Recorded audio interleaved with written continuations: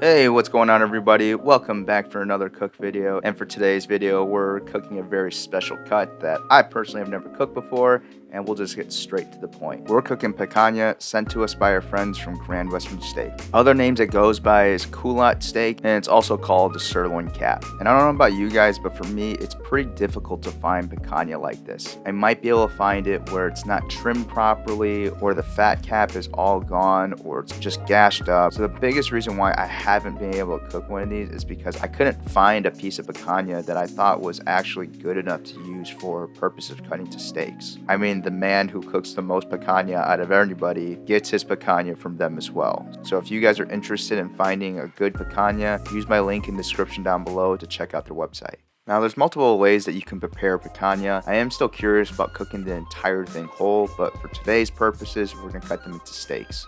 And if we are going to cut them into steaks, the important thing to do to start off is to make sure that we're cutting with the grain of the picanha itself. We want to be able to cut it with the grain to start, because later on when we go to eat it, that's when we can cut it against the grain and have all of our bites be a lot more tender. And as you guys can see, this is a really well marbled piece of meat as well. There's a great mix between lean meat and intermuscular fat. And right here, you can see how tender it is. Just as we kind of run our thumb across it, you can see the muscle fibers start to fall apart just a little bit. And also having that fat cap on top is going to be really super delicious. If you guys haven't had picanha before, the fat on this fat cap is super soft and like really sweet. So definitely don't trim up all that fat off this steak.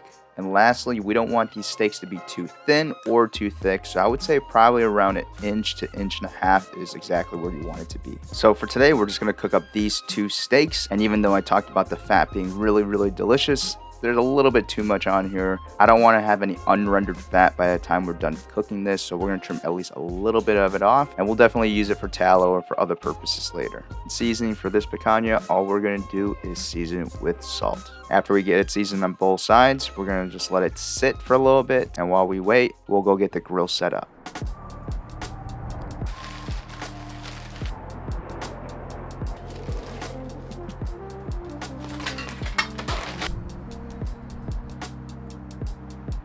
We're going to reverse sear these on my SNS kettle grill, and normally I like to bring my steaks up until like 115 or 120, but I find that picanha eats a little bit better when it's cooked a little bit more. But for my own personal preference, I'm going to bring it up to 125 and then sear them off afterwards. While we wait for our steaks to finish, we're going to make ourselves some bread to pair this with, and today we're making pão de queijo. If you guys have been to Fogo de Chao or Texas de Brazil or any places like that, this is the basket of cheesy breads that you get with your meal. So the versions that we're going to be making today are going to be a little bit different than what I'm used to. I'm used to making them into dough and then rolling them up into balls, but this time I wanted to try something different, and the second method that I've seen is more so like a batter. But the ingredients that go into both are pretty much the same. So for this recipe, you're going to be using tapioca starch, oil, milk, eggs, and lots of mozzarella.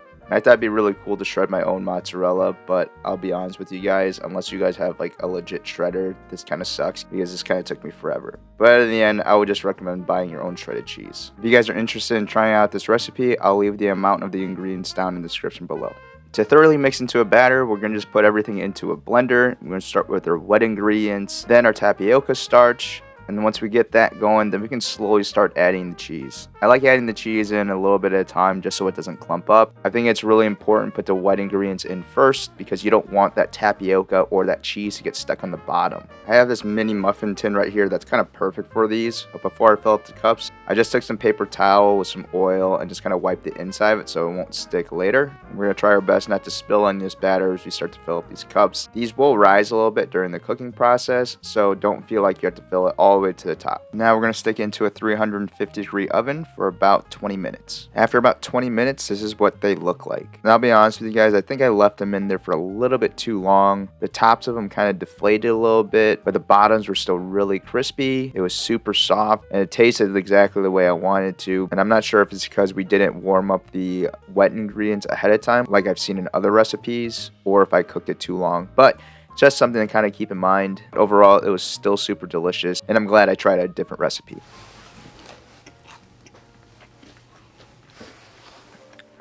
Our picanha steaks have now reached an internal of 125, and the next thing that we want to do is just make sure we get a good sear on the outside to get a little bit more texture. One thing to look out for is just because of that fat cap on the side, you don't want your fire to get out of control with fat dripping onto coals. Alright guys, so let's cut into this picanha and see what it looks like. Oh yeah, that looks perfect. And that fat is really nice and rendered as well.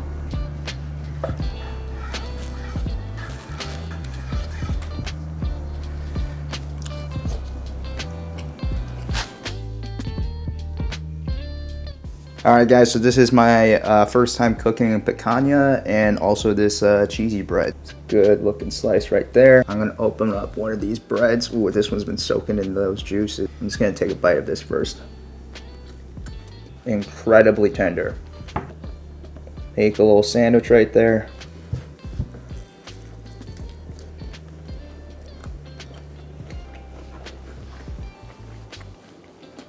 That is so good. The one thing that I really like about picanha is that it has like a minerality to it, but it balances out with the sweetness from that fat cap on top. Like that fat on top of there is delicious. So definitely don't cut it off.